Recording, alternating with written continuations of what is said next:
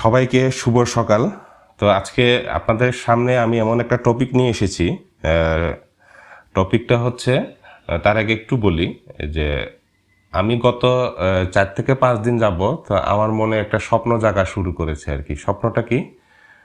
সেটা হচ্ছে, সবাই তো ফেসবুক এবং ইউটিউব থেকে ইনকাম করে, আমার দ্বারাও কি ইনকাম করা সম্ভব কিনা। তো আমি এটার উপরে একটা ক্রিটিক্যাল একটা অ্যানালাইসিস একটা করেছি।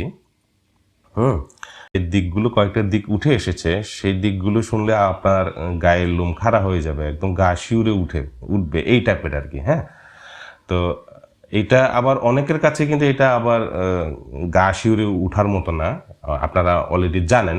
আবার অনেকেই জানেন না, তাদের জন্য এই ভিডিওটা। তো যারা জানেন দয়া করে তারা একটু ভিডিওটা স্কিপ করে চলে যাবেন।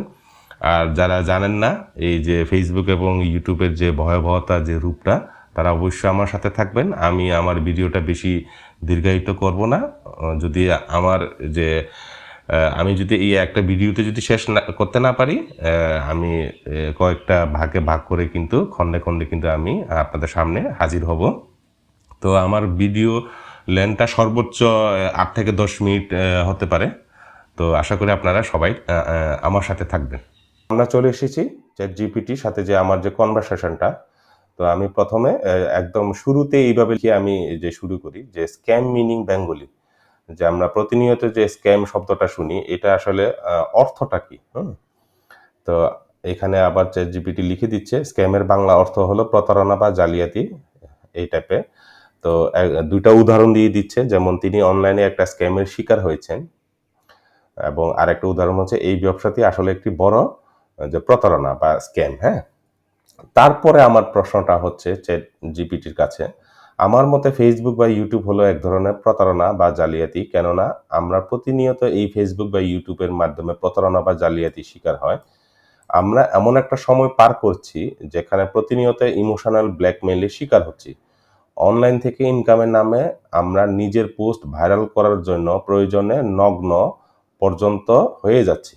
হ্যাঁ, আমি মনে করি এটার জন্য ফেসবুক বা ইউটিউব একমাত্র দায়ী। এই বিষয়ে আরো মতামত জানান। তো এটা লিখে কিন্তু চ্যাট জিপিটিকে আমি প্রশ্ন করলাম, দেখি চ্যাট জিপিটি আমাকে কি লিখে দেয়।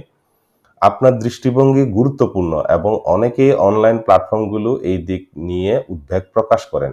তবে ব্যাপারটা একটু গভীরভাবে দেখলে বোঝা যায় যে ফেসবুক বা ইউটিউব সরাসরি প্রতারণা করছে না, বরং এগুলো এমন এক প্ল্যাটফর্ম তৈরি করছে যেখানে মানুষের আচরণ, মানসিকতা এবং তথ্য গ্রহণের ধরন পরিবর্তিত হচ্ছে, অনেক সময় নেতিবাচকভাবে।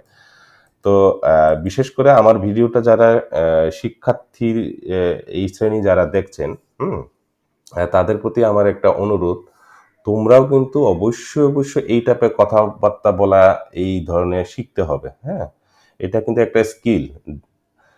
হ্যাঁ, দেখো, মানে শিক্ষার্থীদেরকে উদ্দেশ্যে বলা, যদি চ্যাটজিপিটি মানে খুব টেকনিক্যালি, খুব কৌশলী কিন্তু কথাগুলো বলেছে আমাকে। সরাসরি কিন্তু সে কিন্তু আবার ফেসবুক, ইউটিউবকে প্রতারণা বলছে না। আবার এটাও কিন্তু বলছে এই ফেসবুক, ইউটিউব এমন একটা প্ল্যাটফর্ম তৈরি করছে যেখানে মানুষের এই যে আচরণ, মানসিকতা, তথ্য গ্রহণের ধরন পরিবর্তিত হচ্ছে, অনেক সময় নেতিবাচকভাবে। তো এই ধরনের কথা বলার স্কিল কিন্তু আমাদের দেশে অনেক শিক্ষার্থী, মানে বিশেষ করে অনেকেই কিন্তু পারেন না, জানেন না।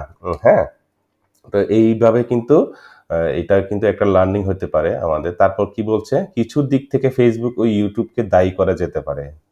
দেখেছেন? আবার এখানে মানে সে কিন্তু আমি একজন পাঠক অথবা রিডার হিসাবে এই যে ChatGPT কাছ থেকে যেটা পাচ্ছি, যে লেখাটা পাচ্ছি, আমি নিজেও কিন্তু কনফিউশন হয়ে যাই। হ্যাঁ? তো তো সে বলছে ফেসবুক ও ইউটিউবকে আংশিকভাবে দায়ী করা যেতে পারে। দেখি কিভাবে দায়ী করা যায়। অ্যালগরিদমের মাধ্যমে মানুষের মনোযোগ শোষণ করা।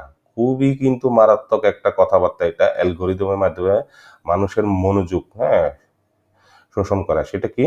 ফেসবুক ও ইউটিউব এমনভাবে তাদের অ্যালগরিদম ডিজাইন করেছে যাতে লোকজনের বেশি সময় ধরে প্ল্যাটফর্মে থাকে। এইজন্য তারা উত্তেজনাপূর্ণ, আবেগপ্রবণ বা কন্ট্রোভার্সিয়াল বিষয়কে বেশি গুরুত্ব দেয়। এর ফলে মানুষ সহজেই ইমোশনাল ব্ল্যাকমেইল, ভুল তথ্য ও প্রতারণার শিকার হয়। তো বিষয়টা হচ্ছে এরকম যে আমি যদি একটা মানুষকে অথবা কয়েকটা মানুষকে বলি, "ভাই আপনার সাথে একটু কাজ আছে, একটু সময় দিবেন?" তারা কোনোভাবেই দিবে না। বলতেছে আমার অনেক কাজ আছে, আমার সময় দেওয়ার মতো কোনো নাই, সুযোগ নাই। কিন্তু দেখা যায় কি সারাদিন সারারাত মানে ঘন্টার পর ঘন্টা এই যে Facebook, YouTube এ কিন্তু সে কিন্তু ডুবে থাকে। এই টাইপের আরকি, হ্যাঁ? তো এটা কিন্তু আ এখানে বলছে উত্তেজনাপূর্ণ, আবেগপ্রবণ ও কন্ট্রোভার্সিয়াল বিষয়কে বেশি গুরুত্ব দেয়। তো এই বিষয়ে আরো বিশদভাবে আমরা একটু পরে আরো জানবো। তারপরে আরো কি বলছে? ভাইরাল কনটেন্ট এর জন্য মানুষের নৈতিকতা হারানো। তো এখন এটা কি? এখন অনলাইনে টিকে থাকতে হলে ভাইরাল হওয়া দরকার। অনেকেই এইজন্য নিজেকে বিক্রি করতে অশ্লীলতা ছড়াতে বা মিথ্যা নাটক সাজাতে পিছপা হন না। মূলত Facebook ও YouTube এর সিস্টেমেই এমন যে ভাইরাল হলে টাকা আসে, আর না হলে হারিয়ে যেতে হয়। এই যে দেখেন মানে মানে ভাইরাল হইতেও হবে। সে যেই টপিকই হোক, যেই ধরনের হোক, আপনি যা কিছু করেন। যদি ভাইরাল হয় তাহলে আপনার ইনকাম হবে। আর যদি ভাইরাল না হয় তাহলে কি হবে? আপনি হারিয়ে যাবেন। তো আমি এই প্রসঙ্গে একটু বলি যে আমাদের হিলটেক্সেও যে কয়েকদিন আগে অথবা কয়েক মাস আগেও কিন্তু এই ধরনের যে মানে চিত্রগুলো দেখতাম না। যেটা বিশেষ করে হচ্ছে এই যে নিজেকে নিজের পোস্টটা ভাইরাল করার জন্য কাপড়-চোপড় ছেড়ে মানে একদম মানে এই বিষয়ে আসলে খুব একটা বেশি বলার সুযোগ নাই। আপনারা নিজেরাই Facebook খুললে দেখেন। এখানে ধর্ম কই, নীতিও কই, নৈতিকতাও কোথায় মানুষের?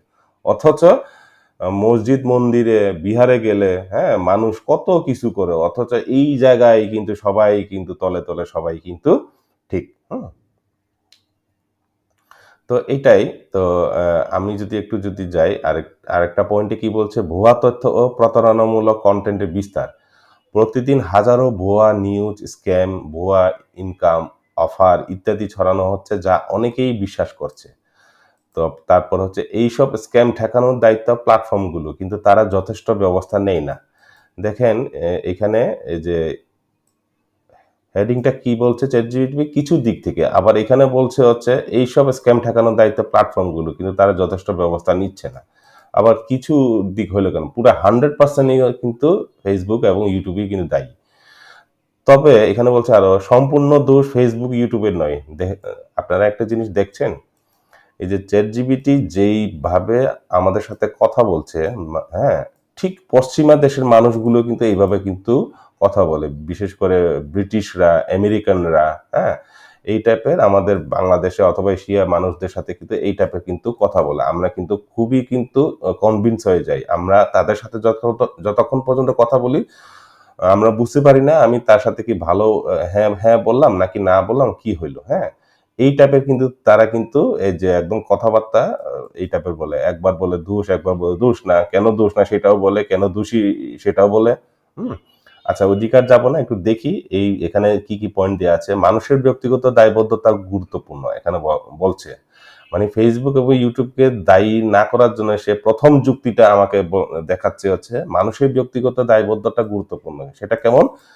প্রতিটি মানুষকে অনলাইনে সচেতন থাকতে হবে এবং যাচাই ছাড়া কিছু বিশ্বাস করা বা শেয়ার করার থেকে বিরত থাকবে। তো আমার কথা হচ্ছে আপনি প্ল্যাটফর্মটা পুরো বন্ধ করে দেন না। তাহলে তো আর এই জিনিসগুলো হবে না। কিন্তু তারা কিন্তু বন্ধ করবে না। দেখছেন আপনারা? তারপর বলছে সরকারি ও সামাজিক নিয়ন্ত্রণ প্রয়োজন। সরকার বা সামাজিক প্রতিষ্ঠানগুলো যদি কড়া নিয়ম করে তাহলে অনলাইন প্রতারণা ও ইমোশনাল ব্ল্যাকমেইল কমতে পারে। তো এটা ভাই এই জায়গাটায় বেশি কথা বলার সুযোগ নাই। এইগুলো হচ্ছে সরকারি কাজ, হ্যাঁ? তো তারপর হচ্ছে এথিক্যাল কনটেন্ট ক্রিয়েটরদের এগিয়ে আসা উচিত। এটা কোনোভাবেই কিন্তু আমি একমত হইতে পারলাম না ChatGPT র সাথে। এটা একটা নোট নিলাম আমি। এখানে কি বলছে? নৈতিকভাবে সচেতন ক্রিয়েটরদের যদি গঠনমূলক কনটেন্ট বানায়, তাহলে মানুষের মানসিকতা পরিবর্তন করা সম্ভব। তো আপনি এই জন্য কি পলিসি তৈরি করেছেন Facebook এবং YouTube, হ্যাঁ? যে নৈতিকতার জন্য। তো আপনি যদি যারা কনটেন্ট ক্রিয়েটররা এই আওতায় যারা থাকবে না তাদের অ্যাকাউন্টটা ব্লক করে দেন, বন্ধ করে দেন। কিন্তু আপনি তো তা করছেন না। হ্যাঁ? তারপর উপসংহারে কি দেখতে পাচ্ছি আমরা? Facebook, YouTube সরাসরি প্রতারণা বা জালিয়াতি করছে না, দেখছেন? তারপরেও কিন্তু ChatGPT কিন্তু খুবই চালাক, হ্যাঁ? খুবই চালাক। তারা কিন্তু তলে সবাই এক। বলছে Facebook, YouTube সরাসরি প্রতারণা করছে না। তবে তারা এমন পরিবেশ তৈরি করছে যেখানে প্রতারণা ও আবেগের শোষণ বেশি হয়। তো জালিয়াতি বলে করছে না, তবে তারা এমন পরিবেশ তৈরি করছে যেখানে প্রতারণা বা আবেগের শোষণ বেশি হয়। ফলে ব্যক্তিগত, সামাজিক ও রাষ্ট্রীয় পর্যায়ে সচেতনতা দরকার, না হলে এটি আরো ভয়াবহ রূপ নেবে। তো এখন আমরা একটু দেখে নেব, তারপরে আমি ChatGPT কে কি প্রশ্ন করি সেটা হচ্ছে, ফেসবুকের মালিক কি একক নাকি যৌথ? তো এটা একটা জানা উচিত আমাদের। তো ChatGPT আমাকে বলছে ফেসবুকের মালিকানা একক নয় বরং যৌথ। এটি একটি পাবলিক কোম্পানি যার মালিকানা বিভিন্ন শেয়ার হোল্ডারদের মধ্যে বিভক্ত। মালিকানার মূল কাঠামোটা আমরা একটু দেখি। যে ১ নম্বর দেয়া আছে মার্ক জাগারবার্গ। তিনি মেটার সহ-প্রতিষ্ঠাতা এবং এখনো সবচেয়ে বড় শেয়ার হোল্ডার ও নিয়ন্ত্রক ব্যক্তি। যদিও অনেক বিনিয়োগকারী মেটার শেয়ার কিনেছে, তবুও জাকারবার্গের কাছে বিশেষ ধরনের ক্লাস বি শেয়ার আছে, যা তাকে ভোটিং পাওয়ারে অন্যদের চেয়ে অনেক এগিয়ে রাখে। হ্যাঁ? কৌশলে সে কিন্তু এগিয়ে থাকে। মানে মার্কেট পলিসি সবকিছু সাথে মিলে চলতে চায় মার্ক জাকারবার্গ, কিন্তু সে সবসময় তার কাছে একটা গোপন চাবি রাখে আরকি। হ্যাঁ? তো এইটাই কিন্তু এখানে স্পষ্ট। তো ২ নম্বরে এই যে কিছু যে শেয়ার হোল্ডার ও ইনভেস্টরদের নাম দেয়া আছে এখানে, এদিকে আর যাব না। তো মালিকানা ধরনটা এবার একটু দেখি। যেহেতু এটি স্টক আ কি বলছে? যেহেতু এটি স্টক মার্কেটে লিস্টেড, তাই যে কেউ এর শেয়ার কিনতে পারে, হ্যাঁ? তবে মার্ক জাকারবার্গ এখনো কোম্পানির মূল সিদ্ধান্ত গ্রহণের ক্ষমতা ধরে রেখেছেন। কারণ তার হাতে বিশেষ শেয়ার রয়েছে যা তাকে অধিক নিয়ন্ত্রণ দেয়। তাই বলা যায় ফেসবুক যৌথ মালিকানাধীন হলেও মূল নিয়ন্ত্রণ এখনো কিন্তু জাকারবার্গের হাতে। তো ChatGPT কে এই জায়গায় আমি বলতে চাই, সে এখনো বলছে। তার মানে কথাটা কি? এখনো জাকারবার্গের হাতে। তার মানে ভবিষ্যতে কি জাকারবার্গের হাতে থাকবে না? তো এইজন্য বলছি যে এই ধরনের কথাবার্তা বলা আমাদের এশিয়ার মানুষদের এই ধরনের শিখতে হবে। কোনো উপায় নাই। আগামী যে দিনগুলোতে টিকে থাকার জন্য আমাদের এই টাইপের কথাবার্তা গুলো কিন্তু শিখতে হবে, হ্যাঁ? দেখেন কত যুক্তি দাঁড় করাচ্ছে, কত কিছু করছে যে Facebook এবং YouTube কে আ দায়ী না করার জন্য আমাদের যে খুবই প্রাণপ্রিয় ChatGPT, হুম? তো তলে, তলে সবাই কিন্তু একই। তো আজকে ভিডিওটা মোটামুটি ১০ মিনিটের কাছাকাছি চলে এসছে। তো আজকে শেষ করতে পারলাম না। আমরা ২য় পর্বটা, বাকি অংশটা ২য় পর্বের মধ্যে আমরা কভার করব। সবাই অবশ্যই ভালো থাকবেন।